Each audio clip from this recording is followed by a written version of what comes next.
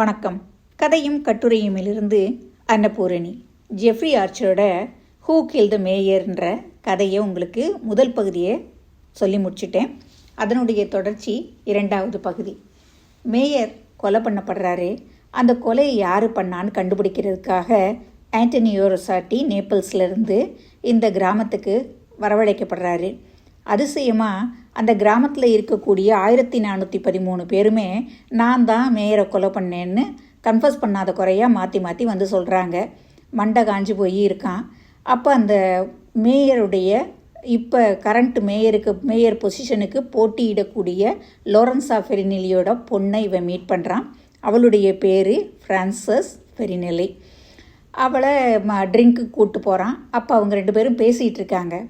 அவன் சொல்கிறான், எனக்கு ஒரு ஆள் மேலே பயங்கரமான சந்தேகம் இருக்குது அப்படின்னு சொல்லிட்டு வரும்போதே எனக்கு தெரியும் அது யாருன்னு. எங்கள் அப்பா தானே அப்படின்னு சிரிச்சுக்கிட்டே கேட்குறா. ஆமாம், ஏன்னா அவருக்கு தான் பயங்கரமான மோட்டிவ் இருக்குது லம்பாடியை கொல்றதுக்கு. ஏன்னா அவனை கொன்னுட்டா அடுத்ததாக மேயர் ஆகக்கூடியது இவர் தானே, அதனால அவருக்கு பயங்கரமான மோட்டிவ் இருக்குது. அவரை மட்டும்தான் நான் போய் பார்க்கலாமான் இருக்கேன். இவ சிரிச்சுட்டே சொல்லுவா, சான்ஸே கிடையாது. ஏன்னா அன்னைக்கு எங்கள் அப்பா இந்த ஊர்லேயே கிடையாது, ஃப்ளாரன்ஸுக்கு ஒரு மீட்டிங்க்கு போயிருக்காரு அப்படின்னோடனே என்ன அலிபி இருக்குது அப்படின்னு கேட்குறான். 256 பேர் இருக்காங்க. அவ்வளவு பேர் கொண்ட குழுவில் தான் அவர் அன்னைக்கு மீட்டிங்க்கு போனார், பேசினார். நீ வேணால் போய் கேளு, நீ கேட்குறதுக்கு முன்னாடியே அவரே கன்ஃபர்ஸ் பண்ணாலும் ஆச்சரியப்படுறதுக்கு இல்லை அப்படின்னு சிரிச்சுட்டே சொல்கிறா. ஸோ அன்றைக்கி டின்னர் முடியுது. 2 பேரும் கிளம்பிடுறாங்க. அவங்க பக்கம் பார்த்து இவன் கொண்டு வந்து அவளை வாசல் வரைக்கும் விடுறான். அந்த ஃபார்மசியில் மேலே தான் இவன் தங்கியிருக்கா. அப்போ இவன் கேட்குறான், உங்களுக்கு மாளிகை மாதிரி இடம் இருக்கும்போது நீ எதுக்காக இங்கே தங்கியிருக்கேன்னு. எனக்கு என்னோடய ஸ்பேஸ் ரொம்ப பிடிக்கும். தேவையில்லாமல் பெரிய பெரிய கூட்டங்களுக்கு இடையில் போய் நான் தங்குறதுக்கு விருப்பப்படுறது கிடையாது. நான் அதுக்காக தான் 3 வருஷம் இந்த ஃபார்மசிஸ்ட் படிப்பை படிக்கிறதுக்காக நேபிள்ஸ்க்கு போனேன். அங்கே படித்து முடித்தோடனே எனக்கு என் ஊரை ரொம்ப பிடிக்கும். அதே மாதிரி எனக்கு என்னோடய தனிமையான இடம் பிடிக்கும். அதனால தான் இதுக்கு மேலே நான் தங்கியிருக்கேன்னு சொல்லிட்டு வாசலில் நின்று 2 பேரும் பேசிகிட்டு இருக்காங்க. அவள் உள்ளே போன ஒரு பாடு மறுபடியும் மீட் பண்ணுவோமா அப்படின்னு சொல்கிறான். கண்டிப்பாக மீட் பண்ணுவோம். நான் கூட நினச்சேன் நீ முதல்ல ஃபார்மசிக்கு என்னை பார்க்க வரும்போது எங்கே என்னை அரெஸ்ட் பண்ண தான் வர்றியாக்குன்னு நினச்சேன். ஆனால் இப்போ தான் புரியுது நீ என்னை பிக்கப் பண்ணுறதுக்காக வந்திருக்க அப்படின்னு சொல்லிட்டு, மிஸ்டர், எங்கள் ஃபார்மசியில் இன்னும் கூட சோப்பு சீப்பு எல்லாமே விற்கிறோம், எப்போ வேணாலும் நீ வந்து வாங்கிக்கலாம் அப்படின்னு குறும்பாக சொல்லிக்கிட்டு உள்ளே போகிறான். இவன் திரும்பி வந்து இவங்க நிறைய பேர் மார்க் பண்ணி வச்சுருந்தான். இத்தனை பேர் வந்து சஸ்பெக்டுன்னு ஒருத்தரையாக கிராஸ் பண்ணிகிட்டு இருக்கான். மறுநாள் காலையில் இவன் கதவை தட்டுறதுக்கு முன்னாடியே வெளியே கதவை தட்டுற சத்தம் கேட்குற மாதிரி இருந்தோடனே போய் கதவை திறக்கிறான். வெளியே வந்து போஸ்ட் ஆஃபீஸில் வேலை செய்கிறவர் நிற்கிறாரு. அப்போ அவர் சொல்கிறாரு, நான் உங்ககிட்ட கொஞ்சம் பேசலாமா அப்படின்னோடனே, உங்களுக்கு என்ன காஃபி வேணும், பிளாக்கா ஒயிட்டா? இல்லை நான் அப்படின்னு சொல்லி தயங்கிட்டே இருக்கும்போது, நீங்கள் அப்புறம் கன்ஃபர்ஸ் பண்ணலாம், நீங்கள் உள்ளே வந்து உட்காருங்க, உங்களுக்கு என்ன காஃபி வேணும்னு சொல்லுங்கள், காஃபியை குடிச்சிக்கிட்டே 2 பேரும் பேசுவோம் அப்படிங்கிறான். அவன் காஃபி பிளாக்குன்னு சொல்கிறான். காஃபியை கொண்டு வந்து கொடுக்குறான். குடிச்சிக்கிட்டு இருக்கும்போது, உங்கள்கிட்ட வந்து நான் ஒரு முக்கியமான விஷயம் சொல்கிறதுக்காக வந்தேன் அப்படிங்கிறான். சொல்லுங்க அப்படின்னோடனே, நான் தான் மேயரை கொலை பண்ணேன், அதுதான் நான். இதோட நீங்கள் வந்து சொல்கிறது 450வது பேர், ஒரு ஆள் 2 ஆள் கிடையாது. ஆமாம், சரி சொல்லுங்கள், நீங்கள் எப்படி தான் அவரை கொலை பண்ணீங்க அப்படின்னு அவன் சிரிச்சுக்கு ஒரு மாதிரி சிரிப்பு அடக்கிக்கிட்டு கேட்குறான்.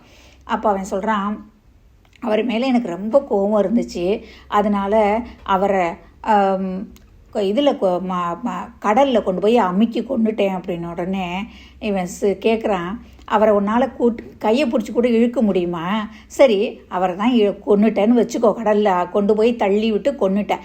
அந்த உடம்பை மறுபடியும் நீ ஒரு ஆளாக எப்படி எடுத்து கொண்டு வந்து இங்கே அவருடைய பெட்டில் டகின் பண்ணின அப்படின்னு கேட்டோடனே, இல்லை, எனக்கு கொஞ்சம் ஃப்ரெண்ட்ஸ் எனக்கு ஹெல்ப் பண்ணாங்க அப்படின்னே.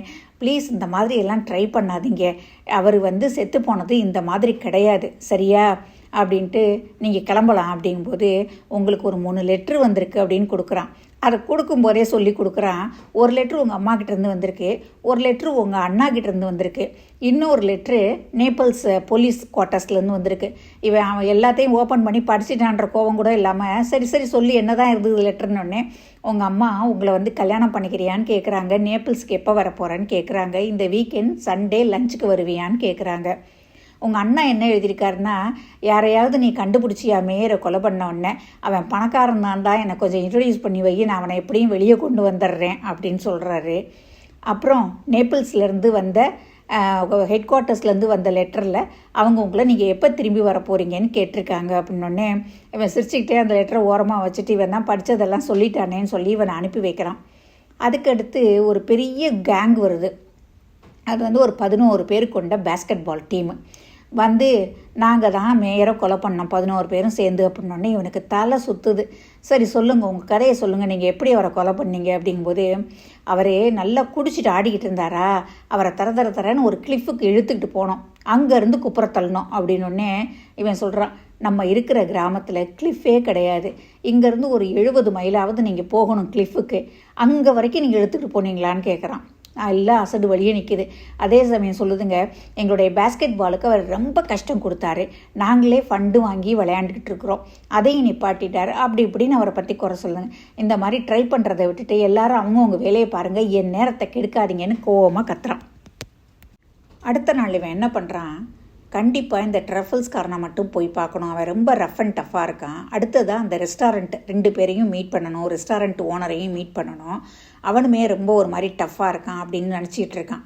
இவன் போய் ஒருத்தரை முதல்ல பார்க்க போகும்போது ட்ரஃபிள்ஸ்காரனை போகும்போது அங்கே ஒரு பெரிய கல்யாண கோலாகலம் மாதிரி நடந்துகிட்டு இருக்குது. அந்த கல்யாணத்துக்கு அவன் சொல்கிறான், என் பொண்ணுக்கு வந்து கல்யாணம் நிச்சயம் பண்ணியிருக்கேன் அப்படி இப்படின்னு சொல்லிகிட்டு இருக்கான், இந்த ஊர் தான் மாப்பிள்ளை அப்படின்னு சொல்லி எல்லாம் சொல்லிகிட்டு இருக்கான்.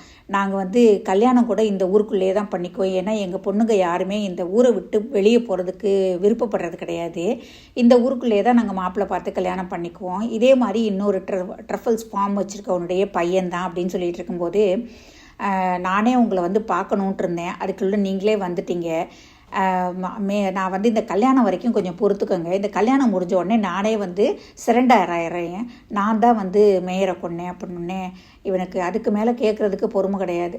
சரி நீங்கள் தான் கொன்னீங்கன்னு வச்சுக்கோ, எப்படி கொன்னீங்க அவரை அப்படின்னு கேட்கும்போது ஒன்றும் இல்லை, அவர் படுத்திருக்கும்போது அவர் முகத்தில் தலையணையை வச்சு அம்மைக்கி அவர் மூச்சு திணற அடித்து கொன்னுட்டேன் அப்படின்னோடனே, சாரி இந்த கதையெல்லாம் எடுபடாது அப்படின்னோடனே, ஏன் எப்படி சொல்கிறீங்க ஏன் அப்படிங்கிறான்.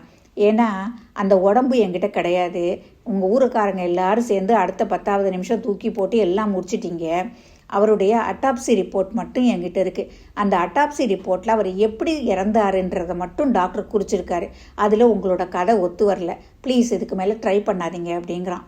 இப்படி ஒருத்த பாக்கி இல்லாமல் அந்த ஊரில் அத்தனை பேரும் சொல்கிறாங்க, நான் தான் கொலை பண்ணேன். அப்போ அந்த அளவுக்கு மான்ஸ்டராக இருந்த இவன் போனான் என்ன, இவனுக்கு இதுக்காக எதுக்கு நம்ம இன்வெஸ்டிகேட் பண்ணிகிட்ருக்கோன்ற ஒரு வெறுப்போட உச்சிக்கே இவன் வந்துட்டான். அப்போ நேப்பிள்ஸ்லேருந்து ஹெட் குவார்ட்டர்ஸ்லேருந்து அவன் பேசுகிறான், நீ உன் பொழப்ப அங்கே கெடுக்காமல் இன்னும் ஒரு வாரத்தில் ஏதாவது பண்ண முடிஞ்சால் பண்ணு, இல்லாட்டி அடுத்த வாரம் பெட்டி சட்டியெல்லாம் கட்டிக்கிட்டு பேசாமல் நேப்பிள்ஸ்க்கு வந்து சரி இங்கேயாவது ஒரு நியாயமான கிரிமினலோட நீ போராடலாம் அப்படிங்கிறான். சரி இவன் கிளம்புறதுக்கு நமக்கு டைம் வந்தாச்சு அப்படின்னு நினச்சிட்டு இவன் அடுத்த யாரையுமே கேட்குறதா இல்லை, வந்தான் அந்த போர்டில் இருந்த எல்லார் பேரையும் அழித்தான், அந்த யாரு கொன்னான்ற இதுவே வேண்டாம் இனி அப்படின்ற நிலைமைக்கு வந்துட்டான். அவன் ஃப்ரான்சிஸ்காட்ட சொன்ன மாதிரி மறுநாள் வந்து அவளை கூட்டிக்கிட்டு ஃபஸ்ட்டு டேட்டிங் டின்னருக்கு போகிறான். 2 பேரும் தான் அப்போ தான் முதல்ல அவங்களுடைய 2 பேரோட ஃபேமிலியை பற்றியும் பேசுகிறாங்க. அவள் சொல்கிறான், நான் மட்டும்தான் எங்கள் அப்பாவுக்கு, எனக்கு ரொம்ப வருஷமாகவே எனக்கு இந்த ஃபார்மசி படிப்பு படிக்கணும்னு ஆசை இருந்தது, அதுக்காக தான் நேப்பிள்ஸில் போய் படித்தேன், அந்த ஊர் பிடிக்குதுன்றனால நான் திரும்பி இங்கேயே வந்துட்டேன் அப்படிங்கும்போது, நீ கல்யாணம் பண்ணிக்கிட்டு கூட வேறு ஊருக்கு போக மாட்டியான்னு கேட்டேன். நான் இந்த ஊரில் இருக்க மாதிரி தான் மாப்பிள்ளை பார்த்து இங்கே தான் இருக்க போகிறேன் அப்படிங்கும்போது, உனக்கு டவுன் லைஃபு விருப்பமே இல்லையா அப்படின்னு கேட்கும்போது, பெரிய என்ன டவுன் லைஃபு, இங்கேருந்து ஒரு 40 மைல் தூரத்தில் இருக்குது நேப்பிள்ஸு, வேணும்னா நான் போயிட்டு வரேன், ஒரு கன்சர்ட்டுக்கு போகிறேன், ஒரு சினிமாவுக்கு போகிறேன், இல்லை ஷாப்பிங் போகிறேன், காலையில் போனேன்னா திரும்பி வந்துட போகிறேன் ஈவினிங்கு, எங்கள் ஊர் மாதிரி அமைதியாக எந்த விதமான பிரச்சனையும் இல்லாமல் டிராஃபிக் இல்லாமல் முக்கியமாக எவ்வளோ ஹாப்பியாக நாங்கள் இருக்கோம் தெரியுமா, நேப்பிள்ஸுக்கு போனாலே எனக்கு அந்த டிராஃபிக்னாலேயே தலைவலி வந்துடும் அப்படின்னு சொல்கிறா. அப்போ அவள் இவனை கேட்குறா, உன்னை உன் வீட்டில் எப்படி கூப்பிடுவாங்க, எத்தனை பேர் இருக்காங்க, உங்கள் அம்மா அப்பா என்ன பண்ணுறாங்க அப்படிங்கும் போது அவன் சொல்கிறான், எங்கள் அப்பா வந்து ஸ்கூல் பிரின்சிபலு, அம்மா வந்து ஹிஸ்ட்ரி டீச்சராக இருக்காங்க, எனக்கு ஒரு பிரதரு, அவன் வந்து லாயராக இருக்கான், நான் கஷ்டப்பட்டு கிரிமினல்ஸை பிடிச்சி ஜெயிலுக்குள்ளே தள்ளுவேன், அவன் 15வது நிமிஷம் அவங்கள வெளியே கொண்டு வந்துடுவான், எங்கள் 2 பேருக்கு இடையில் இந்த மாதிரி தான் போட்டி போயிட்டுருக்கு, அவனுக்கு ஒரு கேர்ள் ஃப்ரெண்ட் இருக்கா அப்படின்னு சொல்லிகிட்டு இருக்கான். அப்போ நீ கல்யாணம் பண்ணிக்க போகிறது இல்லையான்னு கேட்குறா. இல்லை சரியான ஆழ்வாக்காக வெயிட் பண்ணிகிட்டு இருக்கேன், வந்தால் நான் கண்டிப்பாக பண்ணிப்பேன் அப்படின்னு சொல்கிறான். அவங்களுடைய டின்னர் அன்றைக்கி நல்லா ஹாப்பியாக முடியுது. அவன் கொண்டு போய் உள்ளே விட்டுட்டு அவள் ரூமில் விட்டுட்டு இவன் திரும்பி வந்துடுறான். மறுநாள் இவனுக்கு மேயர் அந்த எலெக்ஷன் நடந்து முடியுது. அந்த இதுக்கும் செரிமனிக்கும் இவன் போகிறான். அவங்க அப்பாவுடைய மேயர் செரிமனிக்கு இவன் போகிறான். அதுக்கு அது ஒரு 2 நாளையில் இவனுக்கு மேயர்கிட்டருந்து ஒரு அழைப்பு வருது. எதுக்கு கூப்பிட்றாங்கன்னு தெரியலன்ட்டு போனான்னா, ஆச்சரியப்படத்தக்க வகையில் அந்த ஊரினுடைய முக்கிய பிரமுகர்களான அந்த 6 பேரும் இருக்காங்க. இவன் போன உடனே இவனுக்கு ஒரு சேரை காமிச்சு உள்ளே உட்கார சொல்கிறாங்க.